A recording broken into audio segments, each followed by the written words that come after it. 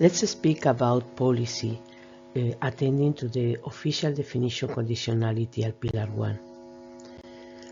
Well, agroforestry is understood by the FAO as a collective term for land management systems, not land uses, where woody perennials like trees and shrubs are deliberately integrated with agricultural crops and or animals in some form of spatial arrangement or temporal sequence. In agroforestry systems, there are both ecological and economic interactions among the different components. The agroforestry suitability for the CAP can be seen in this picture. In here we have the main 10 CAP objectives divided as productive, environmental, and social, which are connected to, in the case of productive, competitiveness, farm income, and food value chain. In the case and associated with the bioeconomy and circular economy strategies, EU strategies. In the case of climate change, environmental care and landscape linked to the environmental sustainability objectives of the Common Agricultural Policy of Europe, we link them to the different EU strategies like Farm to Fork, Climate Change Strategy, and Biodiversity Strategy. If we move to social, the main objectives of the CAP are associated with regeneration, renewal, rural areas, and food and health, which are mainly social aspects linked to the EU strategy for rural revival.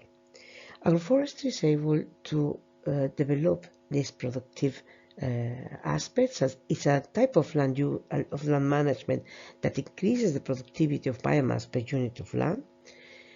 From an environmental perspective, because the tree is able to increase the carbon sequestration to its growth either on the aerial part or in the root part.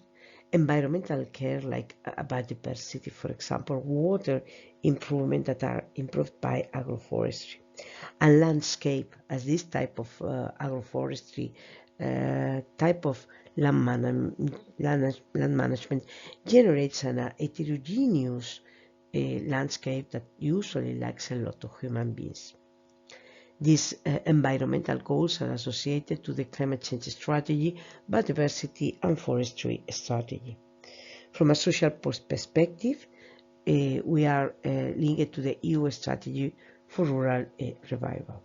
In green, we can see that there is a certain linkage of the EU strategies and mainly the CAP objectives to the agroecological FAO declared elements, which gives this type of sustainability aspect much more relevant from a CAP point of view.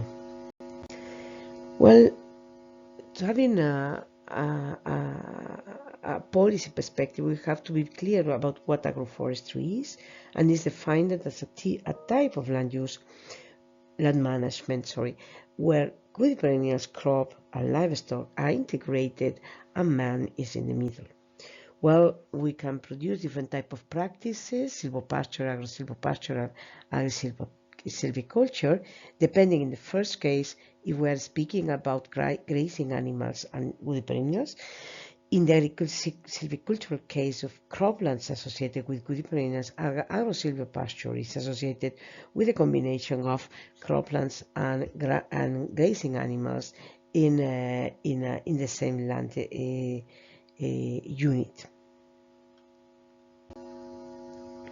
Well, how is promoted agroforestry? Let's see the Pillar 1. We have another chapter on the Pillar 2, and it's about the CAP conditionality.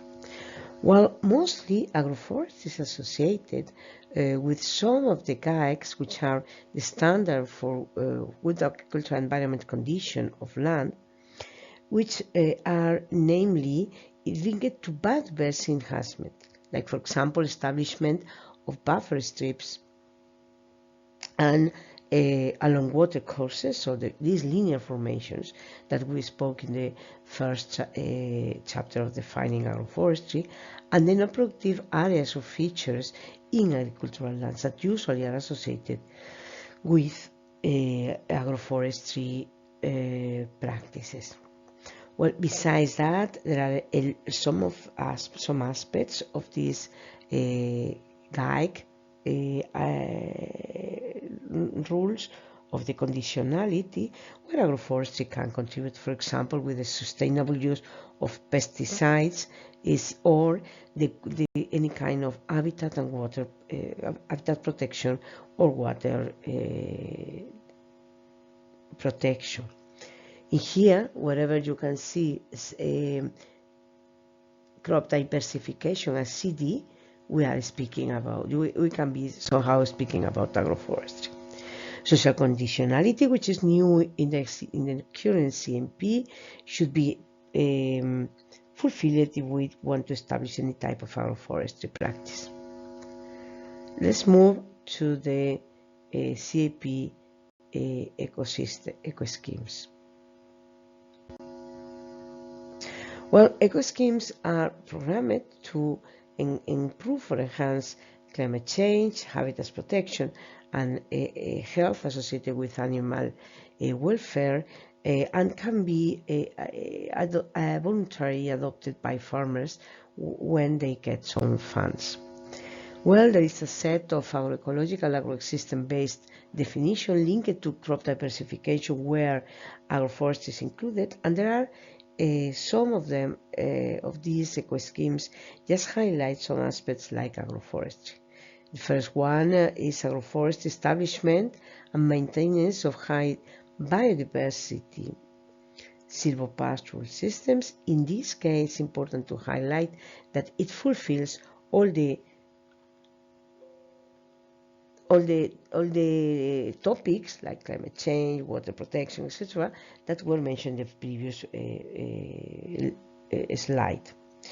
Well, in this case, agroforestry is understood because and should be included as eco-scheme because it's a type of landscape feature presence that increases carbon sequestration, mitigating climate change, adequate shade increases the length of the growing season, increases the uptake of excess of nutrient-protecting waters, the soil organic matter input, and also the ones that enhance soil health, reducing the appearance of weeds. Also, the establishment and maintenance of landscape features above conditionality are considered also as part of the eco-schemes linked to agroecology, because shade reduces the peak heat damage to wheat grain production or reduces the appearance of weeds and provides animal welfare. Also, agroforestry is promoted in the eco-schemes because we have the management and cutting plan of landscape features. In there, some landscape features like trees and shrubs, which are components of agroforestry, increases carbon sequestration, mitigating climate change. The shade can reduce the peak of heat damage, ensuring grain production, increases the uptake of excess of nutrient, but therefore, with the roots of the trees below the root of the crops, just protecting waters, increases organic matter inputs and provides animal welfare. Well, here we have the places where these eco-schemes are implemented. We can see that most of them are linked to Italy or France, for example, and the type of agroforestry that are promoted are landscape features in those cases. In the case of Italy, they promote grass cover and permanent grass. In the case of Germany in general, agroforestry. But we can see that landscape features is the most promoted eco-schemes in Europe. As conclusions, we can say that sustainable agroecosystems should be linked to agroecology and agroforestry practices. Standardized monitoring systems are needed to analyze agroforestry state policy support success and agroforestry ecosystem services delivery impact.